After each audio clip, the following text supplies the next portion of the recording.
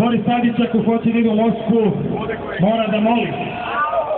I u predsjedničkoj kampanji bukvalno da preći, da bi ga Vladimir Putin primio, da on potpiše onaj gasni aranžman, a danas da pokuša da prevari Rusku federaciju.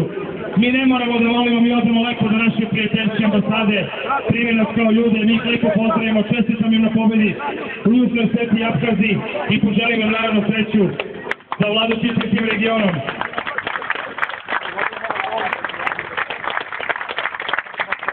I na nas gledaju zaista kao na časne ljude, na gospodu, a na Borisa Tadića gledaju kao na malog čoveka, na miša.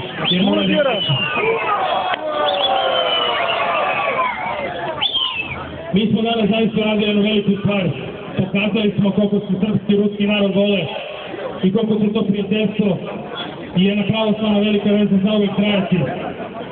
Ja vas pozivam naravno i sutra, već smo vam rekli, sutra igraju Partizan i Fenerbahče, nećemo sutra mnogo šetati, zato što želimo da što pre možda odete na utakmicu, presjećemo samo tu preko puta, želimo da budete ovde u što većem broju, da odnesemo ovim iz 17 lopovima, da im gasimo listice i da to poprinemo, jer i to svoje kada padnu sa vlasti.